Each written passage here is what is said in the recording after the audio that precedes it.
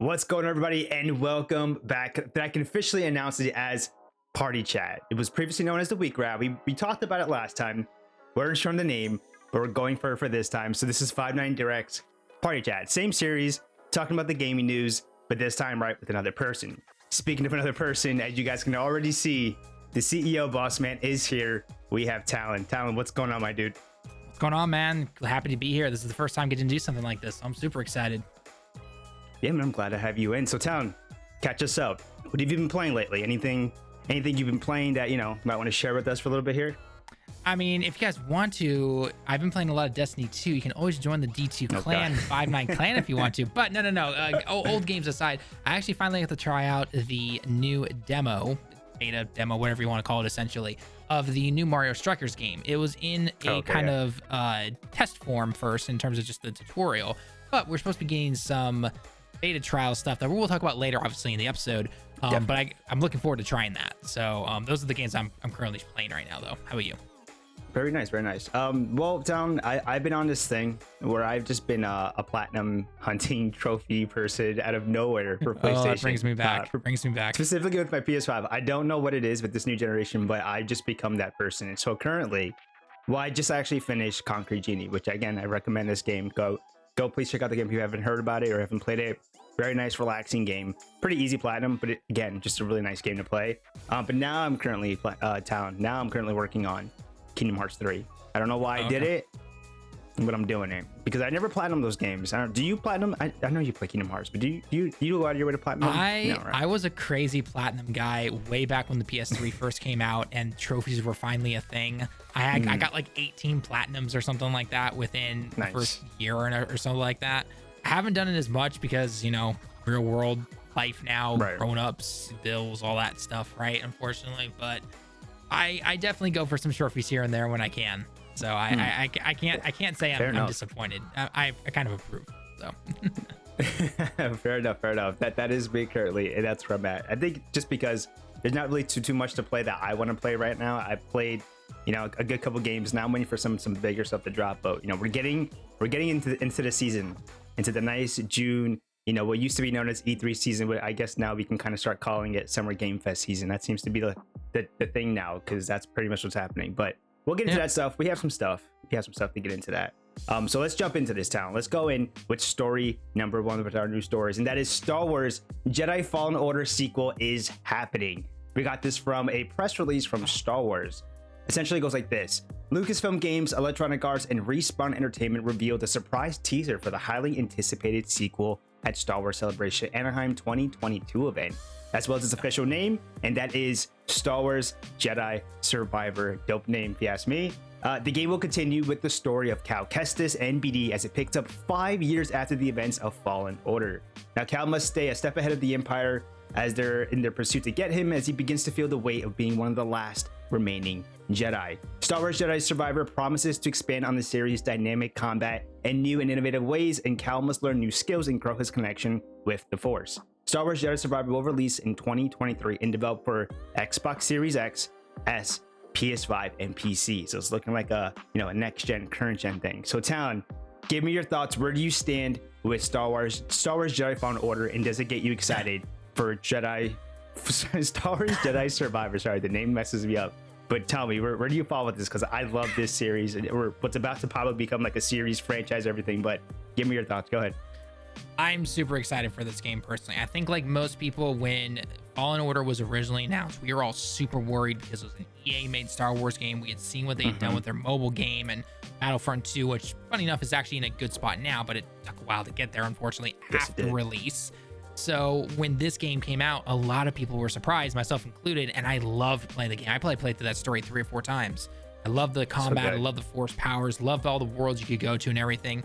Absolutely amazing. So for this new game, I have a lot of hopes. In fact, I'm actually making a video currently right now on our hopes and some of the things that we found in the trailer. So maybe check it out later if you guys want to, by all means. Nice. But anyway, stop doing that for now though. One thing that I really hope that they could do some way or form. It's very unlikely that it happens, but I would love for them to find a way to bring back an old favorite character that is technically not canon anymore, but I would love to see the return of Starkiller from the Force I knew Unleashed. it. I know. You went there. You went It's there. really It's okay. crazy. We all wanted that. That's what this We game kind of all was to us, right? want So it. it's We cool. all want it. Like, fine, change a couple of story bits here and there. Not too much though, because clearly everyone loved the story from the Force Unleashed. But come on, bring him into canon. Bring him into canon. Everyone loved that character. It's 20 years between episode 3 and 4. It is not out of the way to have Darth Vader's apprentice be back or anything like that. Like, come on, just do it. You know you want to. But yeah. Bring him back. Other than that, though, I do hope we get to see a few extra worlds. Maybe have a world where you can explore with swimming, not so much in combat, obviously, because that would take away from the combat. Have a place maybe you can do some swimming, half and half or something like that on land.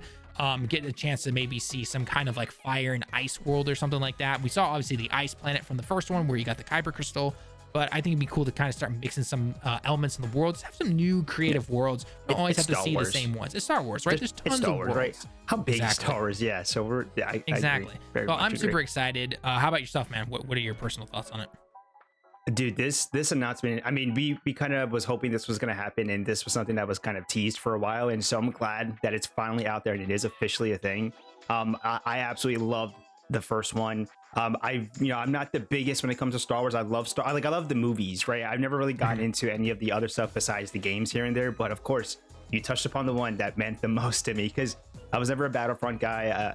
Even the older ones, at some point I tell myself I'm gonna get back into them, especially like I think we were saying before, but it's like the KOTOR ones, right? The remake coming up. Remake is coming up, man. Yeah, so that remake is coming out. I'm excited for that. Exactly. So at some point I will get into those, because I do want to get into those, because those definitely have my interest into them. But definitely the Force Unleashed was one that I loved when I played, and so your idea, right, of bring back Starkiller, that would be so freaking cool. And if you watch the trailer, I was even watching it again not that long ago, I think like last night, and there's like a character that they kind of tease that nobody has any idea who the hell it is.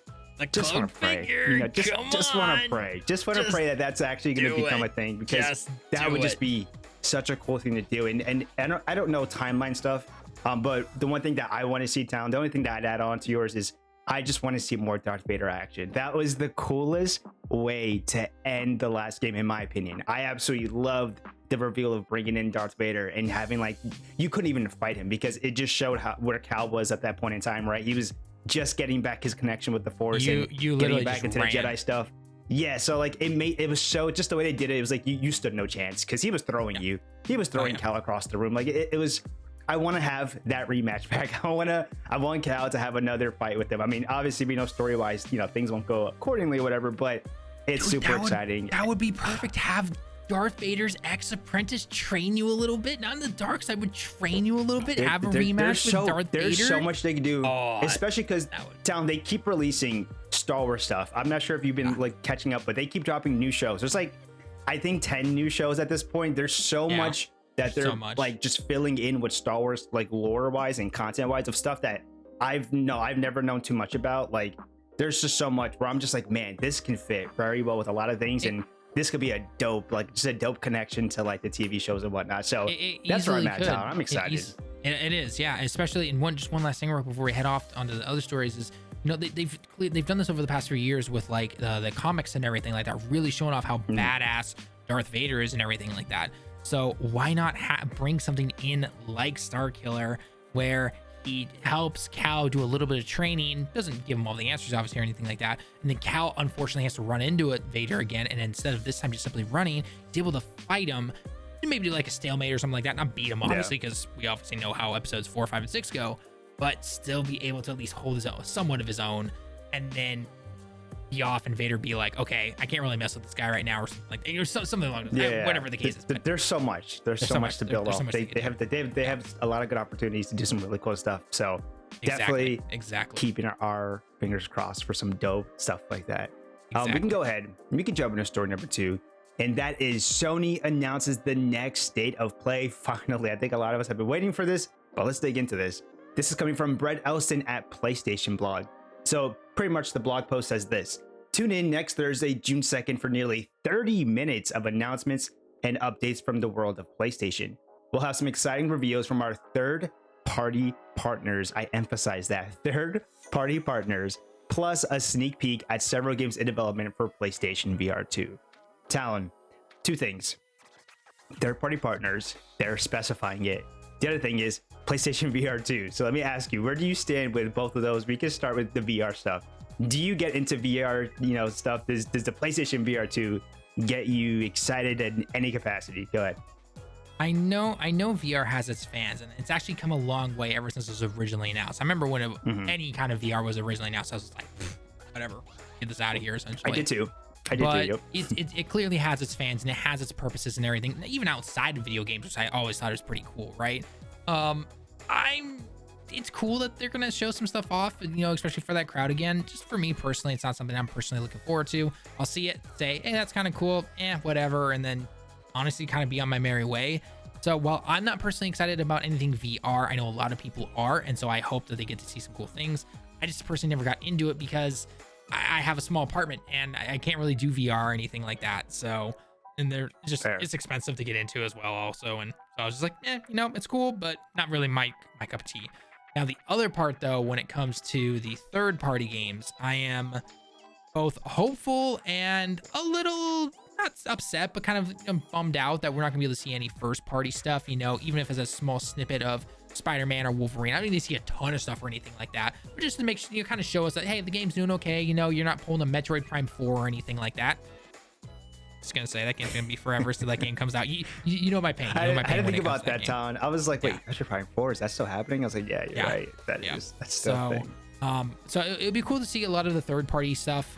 Maybe we get a hint at a couple of first party, but generally when they say it's focused on something, they mean it. But they could maybe slide something in at the very end that it's not maybe God of War or anything like that, but just something small. But I do expect to see something like potentially Final Fantasy 16 and everything like that, because supposedly that's supposed to release this year, and according to some of the reports and everything, they're almost done. So I gotta see something. Maybe. I don't know. How about you, man?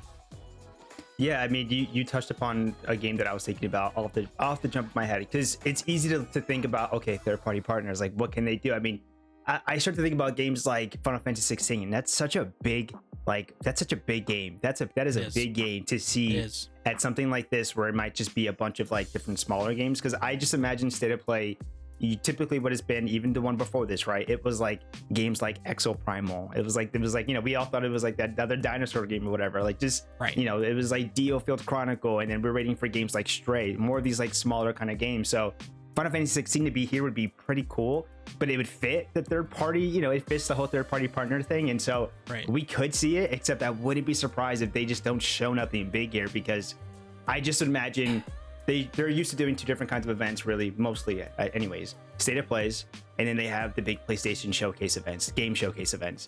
And those tend to be the big ones where they bring out the big guns, right? They're bringing their first parties in and their big third party names. And so I imagine not to see nothing like Final Fantasy 16, but you bring up the good point where it's like, hey, the trailer, I think it was Yoshi P, over at Square, was like, yeah, the trailer is like done, we pretty much finished it. I'm like, this would be the time, right? I mean, if they're slated for 2022, this would be the time. Right, because we don't have E3 this year, right? But it's still June. Xbox is doing their event. Nintendo's probably gonna have some kind of direct or something like that, right?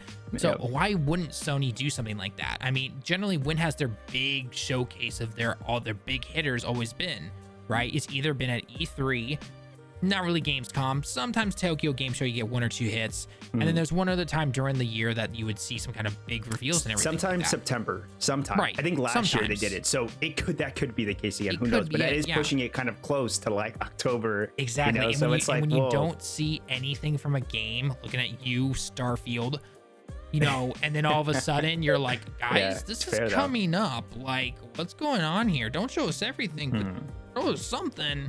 And then all of a sudden gets delayed, right? So I don't know, we'll have to wait and see. Yeah. And then just in the topic of VR stuff, for me, it's something that's still new to me. I still haven't really gotten too big into it, but I will say, when it comes to the VR2, it might be the first one that I actually like, the first VR equipment system that I might actually get and put time into. Simply because Sony seems to be like really pushing for it and wanting to put a lot of first party content on it. And I will be that sucker that like God of War has a VR game that I could use like the blades to some capacity, or the Leviathan axe or something. Oh, that'd be funny. I will be that guy that will just want to do it for just to throw around the axe or something. I don't know. But they seem to be wanting to do some cool stuff with it, right? More than just like on the rails types of experiences. So they want to do some cool stuff. I might be that guinea pig. They can try it with me. Well, and I'll you'll probably have buy to let me know how it is, and then when eventually I move into a bigger apartment, I'll have to try it out myself. So. Fair enough. Fair enough. We can go with that down to store number 3, another platform. And this is the other one. This is Microsoft. So is Microsoft dropping their own streaming stick sooner than we think? This is coming from Jez Corden over at Windows Central. So here are some of the key points here. So rumors have continued to persist for some time now that Microsoft was building some form of a streaming stick to offer Xbox cloud gaming via more affordable dongle. Think of your Amazon Fire Sticks, those Roku TVs, those Apple TVs, Stadias, Chromecast, all those things. A new codename revealed in recent Xbox OS listings called Keystone was recently revealed to be connected to a modernized HDMI streaming device that runs Xbox Game Pass through its cloud gaming service. Microsoft, however, is still exploring iterations of the product before taking it to the market.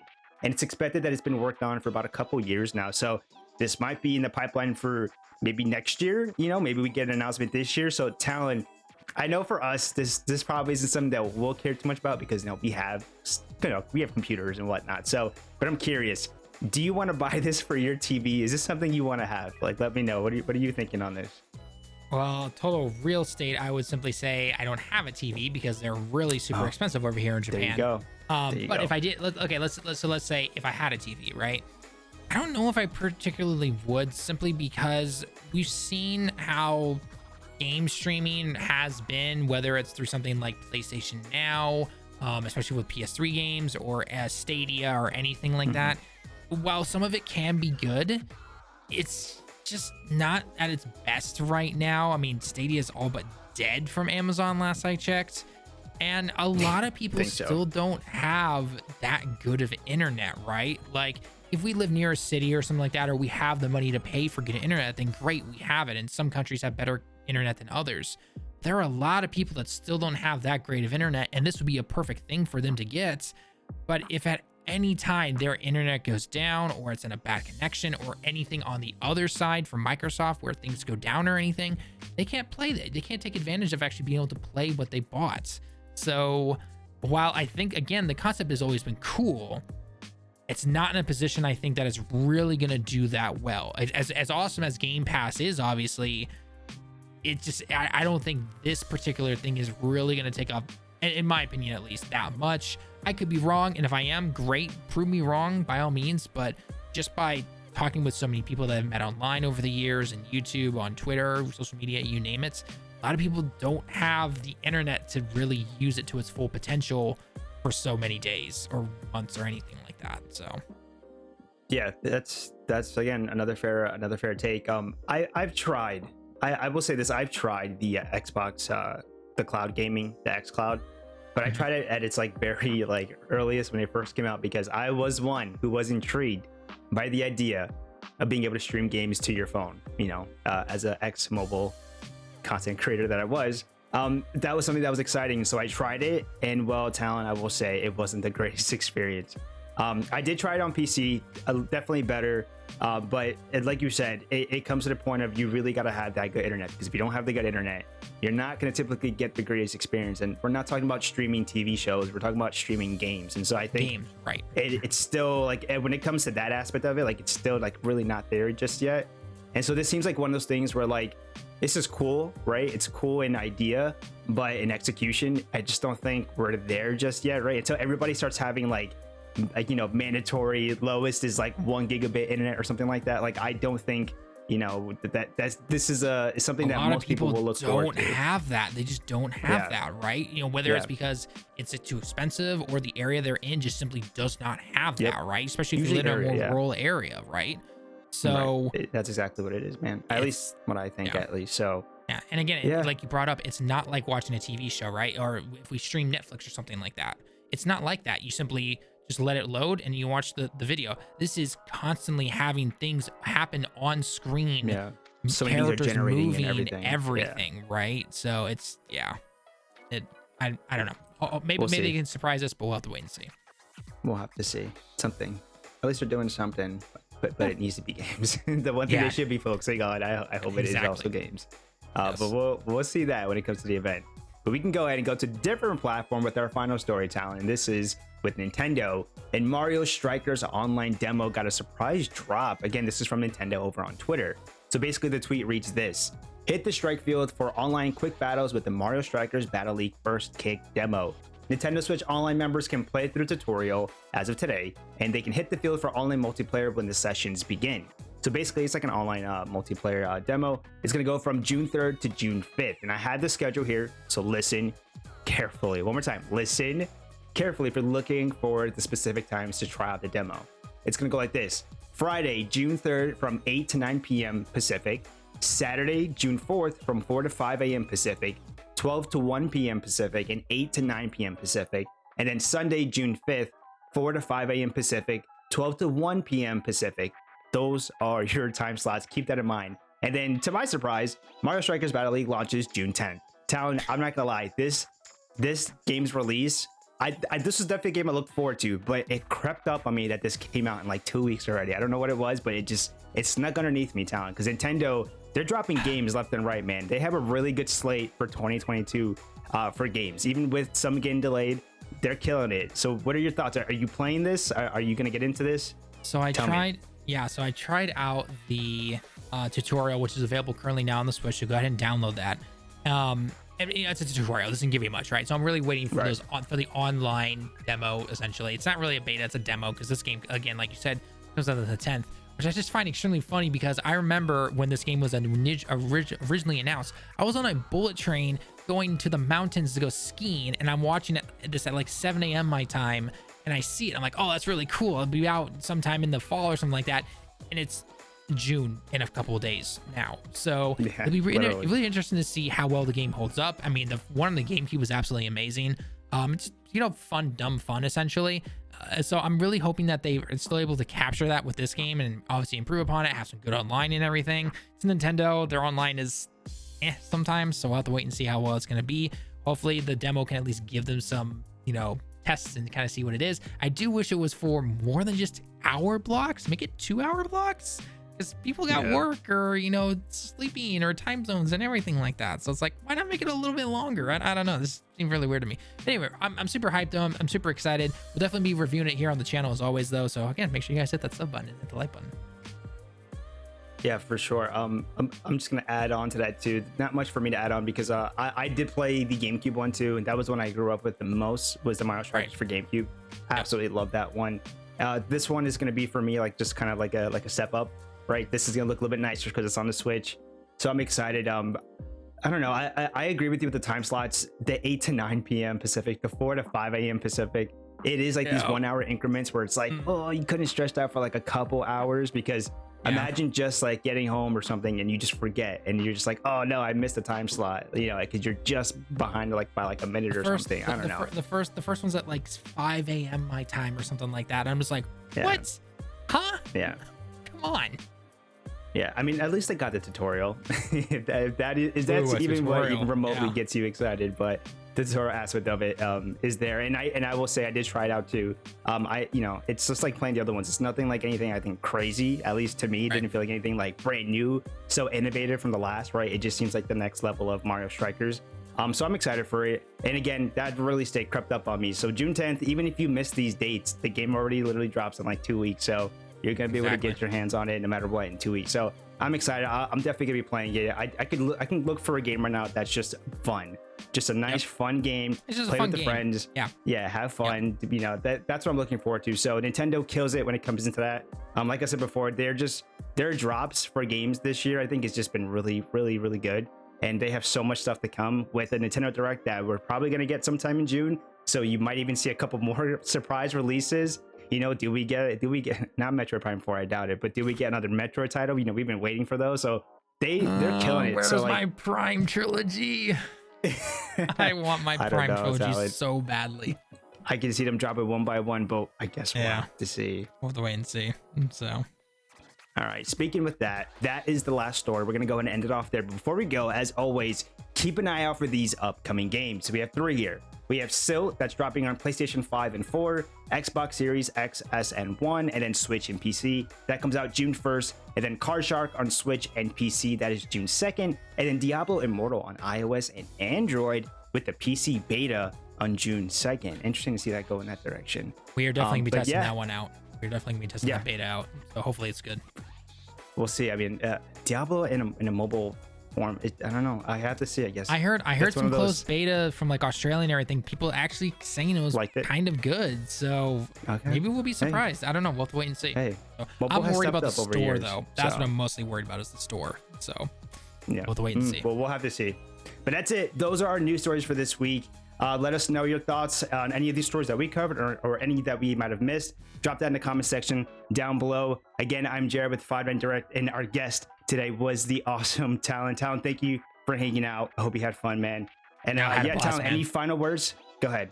No, man, I had a blast being here, and I can't wait to do more of these. Definitely looking forward to it. So if you guys want to see even more content like this, where it's kind of longer videos, check out our podcast as well, because we have even more guys on there like the awesome Little Bobby and Chin. And it is, of course, edited by our awesome editors and everything. So make sure you go check this out as always. Right on. And with that, we're going to see you guys on the next video. Goodbye, everybody. Done it.